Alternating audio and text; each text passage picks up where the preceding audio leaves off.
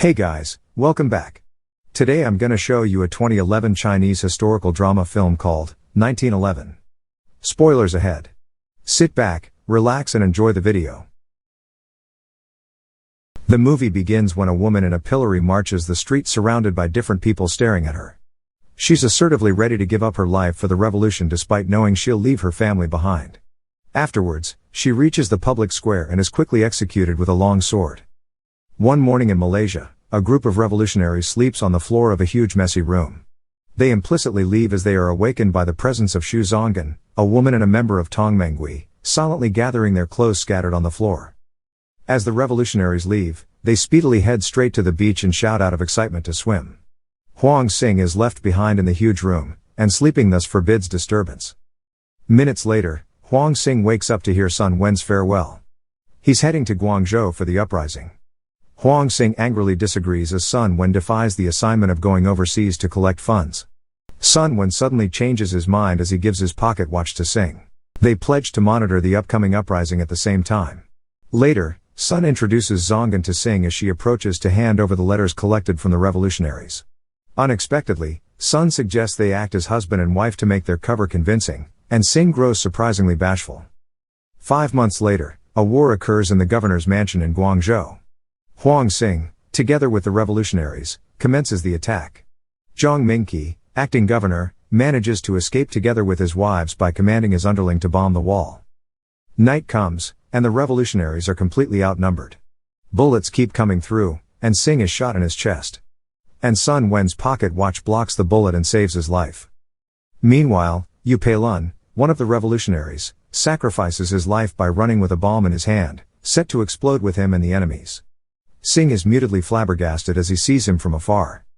At the same time in San Francisco, Sun Wen arrives and sits backstage in the theater while he keeps track of the ongoing war. As he sets to give his speech on the stage, many people gather to see and listen to him. He is tasked with raising a fund initially for the uprising in Guangzhou. However, the uprising fails. He expresses his sorrow over the death of most of the revolutionaries, and the crowd is silent. After that, he receives $300,000 in cash from the Gongtang to use for their mission fund. The day comes, and Xing is left alone combating the enemies in Guangzhou. From a distance, the enemies unhesitatingly fire the cannon where he currently hides. Many people curiously watch the losing battle. Zonggan is one of them. A young Xuantong emperor named Puyi arrives at the Qin palace, where Empress Dowager Long Yu, his mother, and the rest of the Qing ministers and aristocrats discuss Sun Wen's exertions. The officials petitioning request to arrest him, but Long Yu furiously commands him to not make haste but instead make peace. Meanwhile, Lin Juman, one of Crossing's members, is badly beaten and has a pillory on his neck and chains on his bloody feet. He is furiously interrogated by Zhang Mingqi to know why he and the rest of the revolutionaries revolt. Juman answers him provokingly as if he's ready to sacrifice his life for what he fights for. Consequently, with his rebellion against the dynasty, he is thrown into a sea to die. After some time, on a rainy day, the bodies of the revolutionaries are found lying unconscious and completely chained up by the seashore. Lin Juman is one of them. No one survives as the bodies are covered with mud and have no signs of breathing. In Guangzhou, Xing is still stuck in his hiding spot with his 2 fingers bloodily torn apart. Zonggan loudly pounds to his door and desperately calls his name. Zonggan destroys the door and sees him with a knife. She confusingly assumes he'll commit suicide. She stops him. Xing explains that he'll cut his fingers to wield his gun. Zonggan frighteningly stops him again, but he does it anyway.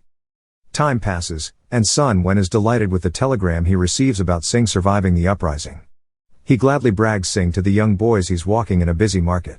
The boys lead him to the residence of Homer Lee, an American strategist he searches to speak with. Minutes later, Sun discusses the Chinese Revolution with Homer as he has the most significant interest in it. Homer desperately wants to join the Chinese Revolution, but Sun refuses, and Homer still insists. Afterwards, he sincerely praises Sun for his good intentions and influence on people. He suggests that he should run for the presidency. Sun is honored. Months pass and revolutionaries are increasing in numbers. Many are punished and killed for mutiny. The war against the Qing Dynasty and army continues, leaving massive deaths and destruction. One morning, Sun is stunned by the news about the revolution's success in Wuchang. He commands his subordinate to telegram Xing in Hong Kong to depart immediately to Wuchang and lead the revolution. Sun swiftly decides to leave for Europe as soon as possible to acquire funds before the Qing Dynasty. Homer is determined to join him, but he refuses to invite him. After that, Xing receives the telegram and is primed to depart to Wuchang immediately. Zongan, who's with him in Hong Kong, flounces out of concern for his safety. She is worried for him, but he assures her he'll be back well and alive. Afterwards, she angrily opens the door to make him leave as she is still displeased with him. Inside the Qing palace, ministers and aristocrats argue over who shall be put in complete command over the next battle against the revolutionaries. Yu Shichan, one of the ministers, highly suggests Yuan Shikai should be in charge of the war. Ministers react negatively. However, Long Yu favors his suggestion. Meanwhile, the royal prince talked over the shortage in supplies for the Qing army and pushed on taking loans from four nations' banks. Long Yu is annoyed and basically ignores him as she walks on her way to her son. One afternoon in a battle of Haoi, revolutionaries forcefully put General Li Yuan into a tight spot to lead them while attacking his own ally. He is forcefully dragged into the battlefield to command and commence an attack on a distant military ship, and they succeed. Afterwards, he proudly announces to switch sides and lead the revolutionaries. One morning, under seclusion, Yuan Shikai is suddenly tasked with full command of the Qing army. He appoints two different leaders to lead the Qing army in the next battle against the revolutionaries. The Wuchang Uprising begins. No one in command, the revolutionaries are outnumbered, and their base is entirely destroyed. Later that day, Xing arrives and is appointed commander in defense of Hankou and Hanyang. He preparedly commands combat with the enemies. Meanwhile, Yuan Shikai used all means possible to take the revolutionaries down. Wang, a former revolutionary, shares all information he has about the revolutionaries to help with the mission of Shikai and provide advantages to the Qing army as well. After a while, Sun Wen arrives at one of the banks in Europe. He unhesitantly pleads with the gentlemen there to switch sides and support the revolutionists, and they ignore him and leave, and Sun convinces them loudly until he is asked to lower his voice and leave the premises. Later on, Sun uninvitedly goes to an occasion to convince bankers to reconsider the loan on the Qing Dynasty while they are having their meal. Minister Tang, a representative of the Qing Dynasty, eagerly wants to leave as they should not be at the same place at the same time. Afterwards, Sun gives his persuasive speech to the bankers and the aristocrats. They are still not convinced until such time, Sun reassures them that their deal with the Qin dynasty is lousy. Meanwhile, the Battle of Wuchang continues. Xing's troop struggles their way closer to the enemies. Many die, whereas others strive to move forward under Xing's command. After that, the Wuchang Uprising succeeds. Enemies cease the battle, bringing victory to the revolutionaries. After some time, Yuan Shikai goes to the Qin palace to report their failure in the war and then beggingly requests funds to stop the revolution the next time. Peace with revolutionaries is his way of solving the conflict, which the ministers are displeased to hear.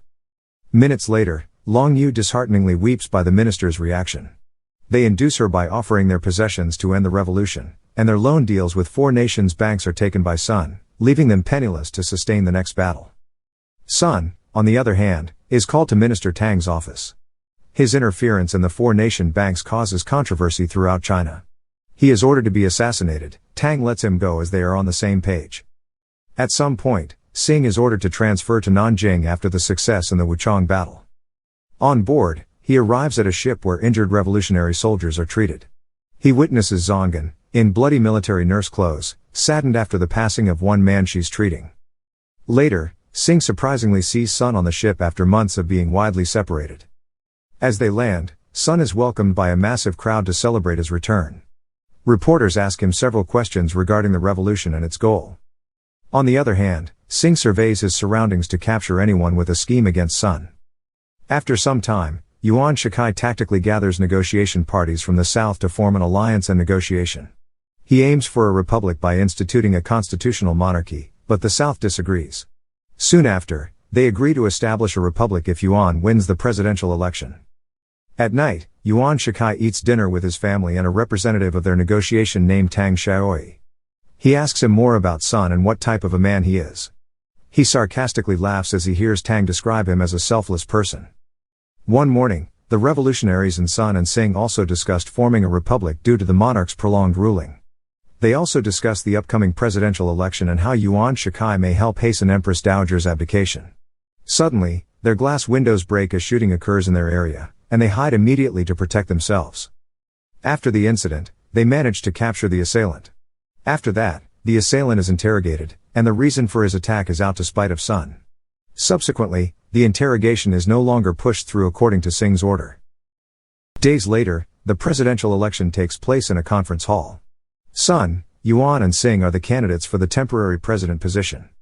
The ballot voting commences as Sun nervously fidgets his feet outside the hall. Minutes later, results are announced, and Sun wins the job presidency with 16 votes out of 17. After a while, Yuan Shikai discovers he has lost. He angrily throws fragile jars everywhere. Later, he bitterly commands to remove Tang Xiaoi as a negotiation representative. During the inauguration ceremony, Provisional President Sun powerfully speaks his pledge in front of many people. He strongly gives his speech to people when suddenly, the crowd switches emotions when he mentions relinquishing his position to Yuan Shikai later.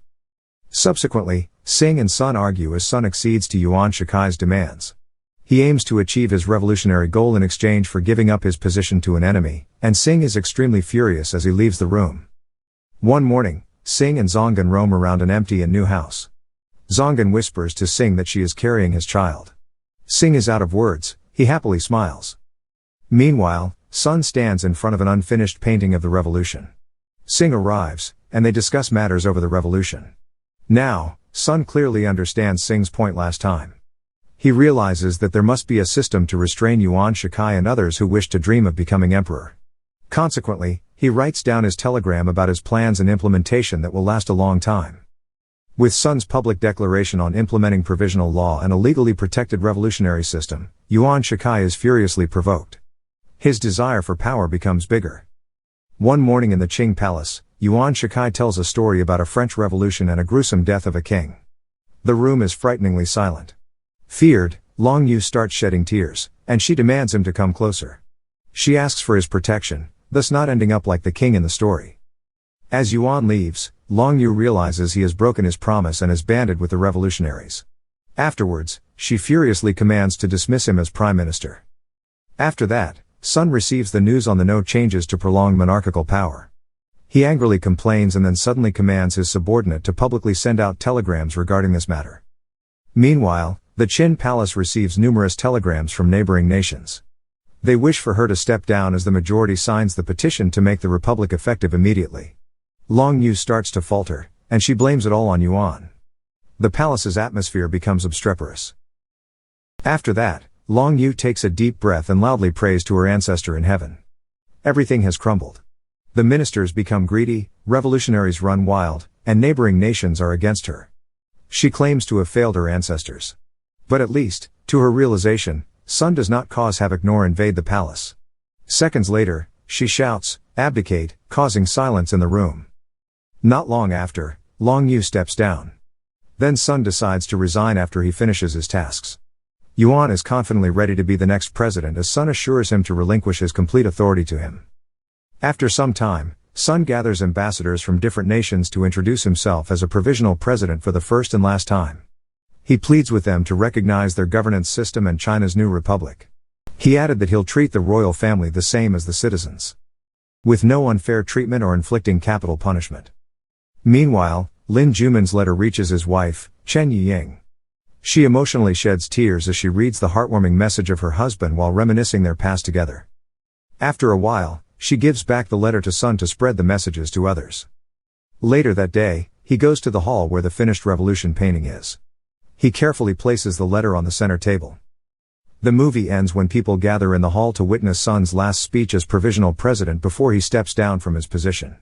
He long strives for revolution, not recognition, he says. He ends his speech by spreading the message from Jumin's letter to his wife about how revolution seeks eternal happiness for everyone in the world. Thank you for watching. Subscribe for more videos like this to help the channel out. Have a nice day.